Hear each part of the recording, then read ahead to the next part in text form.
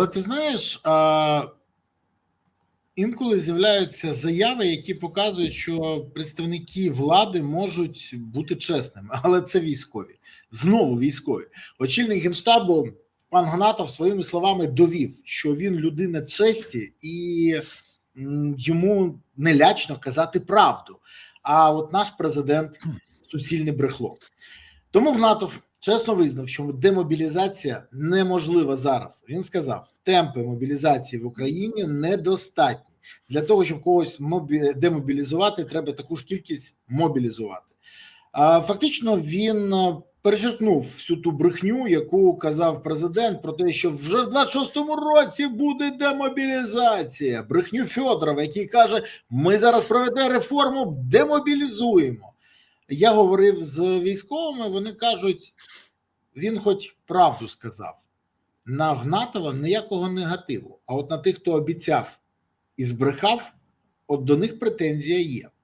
Скажи, будь ласка, а яку взагалі загальну реакцію варто очікувати на це УАР в армії? І чи, може, прийшов час все-таки владі припинити брехати і демотивувати своєю брехньою військових? Бо я вважаю, брехня демотивує. Чи не створює ця постійна брехня загроз для України? Чи не призводить вона до того, що розчарування збільшує кількість тих, хто каже, та треба домовлятися?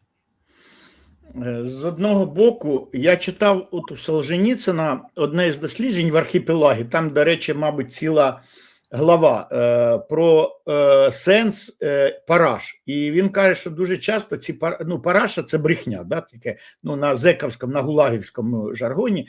Тобто якийсь слух чи міф, там, типа, що скоро буде амністія 58 статті, да, там, типа, і всі, скоро буде амністія. І що Солженіцин каже, що коли почав досліджувати цю тему, дуже часто було, що це вкидало саме гулагівське начальство. Типа, щоб розслабити людей. І тобто, щоб ми розуміли, по аналогії, Зеленський вкидає, буде демобілізація, що типа, подержіться ще чуть-чуть. От, протримайте, щоб всі там, видохнемо, десь же ж перед Новим роком, на Різдво вже ж вдома будемо, давай ще повоюємо, там СЗЧ не йдемо, ніхто не йде, воюємо, все нормально. Але що ж буде перед Різдвом? Треба ж буде знов там, добре, якщо там заморозимося. Я ж теж хочу, щоб десь в листопаді Путін зрозумів, що в зиму заходить безполезно, і там, типа, і сказав, окей, заморажуємося по лінії зіткнення, да? І я теж би хотів, то що і це і так, отут те, що Зеленський сказав, це і так велика поступка, то це правда. Але з цим вже погоджується більшість українців, ми бачили цю соціологію, от, що 61% погоджується, якщо будуть достатні безпекові умови, да, то 61% вже кажуть, окей, там, розуміємо, що де-факто ми втрачаємо ці території, хоча будемо на шкільних картах малювати це все Крим, Донбас, це в Україну. Да? От, і ми мусимо якраз дуже чітко виходить з тих позицій, що військовим пообіцяли, щоб вони стійкіше стояли. Але це, так же ж можна один раз обманути, другий раз. Але ж Зеленський обманює весь час. І це, врешті-решт, стає демотиватором. Тому що ми ж теж, от якраз те, що не у Солженіцина можна було прочитати, а я пам'ятаю свою піонерську молодость, кінець 80-х, коли говорили на всяких там комсомольських собраннях, на піонерських там, не знаю, як вони, не пам'ятаю, як називалися, річовках оцих там, говорили партія наша рільової там, чи ще щось, але всі вже слухали «Голос Америки», ніхто не вірив, і всі там хотіли, там, про що ти мрієш, там, комсомольця питали, про джинси, там, типа, значок Iron Maiden, там, іще якусь хрень, і хто носить фірму Adidas, тому любая дівка, ми знаємо, да, продовження. От, і от про що там мріяли комсомольці, а не про комунізм. От так само ми ж вже ми ж плавали, знаємо, ми вже ж вже ж на історії вчиться, що да, можна раз підняти мотивацію, як Зеленський і робить, да, там скоро дембель, скоро побєда, там все скоро, там типа чуть-чуть подождіть. Але ж, з кожною новою хвилею брехні вірящих менше. І відповідно в те і рейтинги, ну часто зависли рейтинги Зеленського, але в принципі ж вони провисають. От, і про це треба чітко знати, чітко розуміти. Але ж у Зеленського у них принцип, що таке відсутність стратегічного мислення.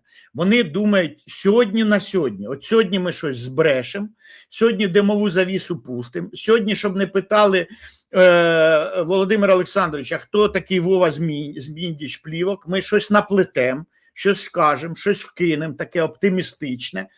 От вони знайшли ще метод стібатися, вже 2 рази зайшло там на 9 травня, і от зараз там типа на Петербурзький форум дав лист, типа заходить, от будемо таке от щось плести, вкидати там, типа щось, бо від Володимира Олександровича тільки оптимізм должен ісходити, а якщо ненависть, це ненависть до Путіна, лучше в форматі стьоба. І да, люби Боже правду, стьоб як метод заходить, ну, один із найкращих. Універсальних то методів немає, але це заходить. Ну, тряпкою по щам Путіну сказати, ти старикашка гнилой, то і скоро буде піпець, блін, учи історію. От, це хорошо, хтось написав текст в стилі Зеленського, ну, в общем, все класно, да? Крім одного, що воно ж працює до пори. Тож ж, Володимир Олександрович, ну, ще Володимир Олександрович 89-й рік не пам'ятає, тому що йому було 10 років, а я пам'ятаю, от, бо я трошки старше. І відповідно, що хто в 89-му году вірив в победу комунізму? Так само Володимир Олександрович і вам уже ніхто ж не вірить, ну хватиш брехати, ну не може він не може, то що патологічний брехун, який бреше на всякий случай кругом і скрізь, він не може не брехати, його ж буде плющить. Ну так. Борислав.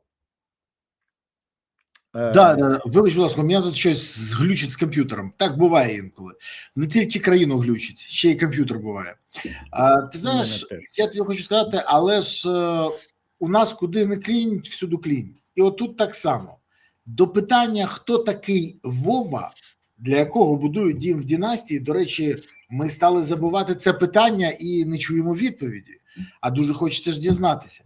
Так от, до цього питання доєдналося ще одне питання. А звідки у 19-річної доньки голови Нацбанку Андрія Пишного взялися гроші на купівлю землі та будівництво будинку на 900 квадратів, в яких живе сам Андрій Пишний?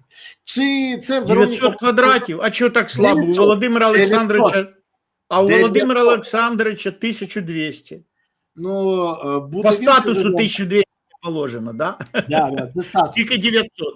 Це 900, це ж скільки, я не знаю, поверхів. Як ти вважаєш, може це Вероніка Феншуй Офіс своїми порадами так допомогла молодій дівчині, якій не заробітків, не професії, не роботи, до речі, в декларації грошей цих немає, що їх, наприклад, позичив якось в Пишної доньки. А там ще один цікавий момент. Ця земля біля води коштує сотні тисяч доларів, на думку журналістів-розслідувачів. А знаєш, за скільки вона записана в декларації? Там щось 100 тисяч і 200 тисяч гривень. 2 участка. Ну так, непогане дисконтування.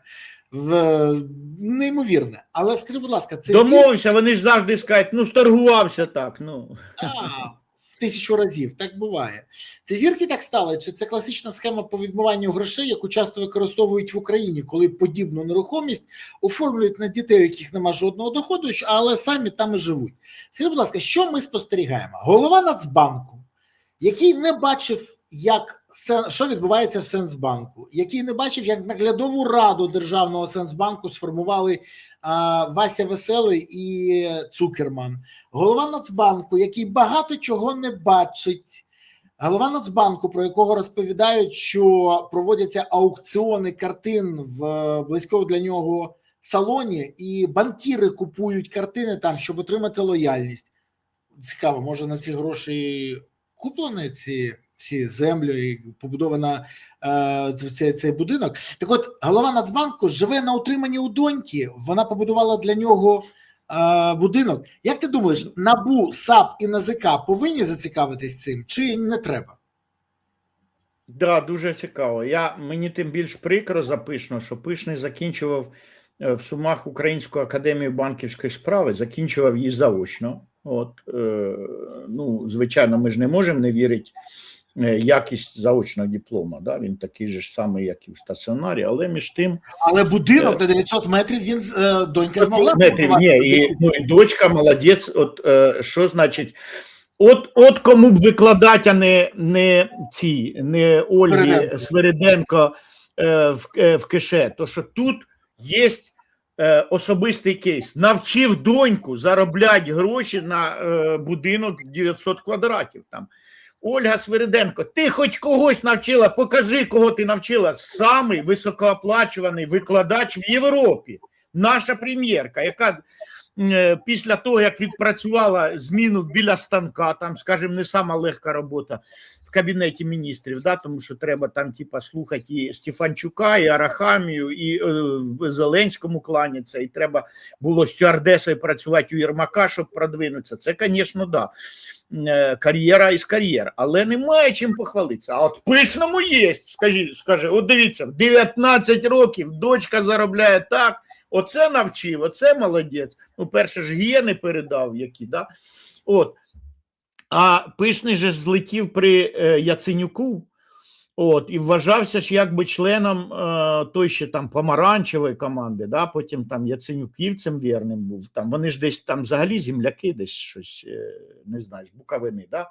Ну, я точно не знаю, ось закінчиться, десь поцікавлюсь, по Вікіпедії пройдусь, звідки він. Але, бачите, зелена команда приймає перебіжчиків навіть з табору умовно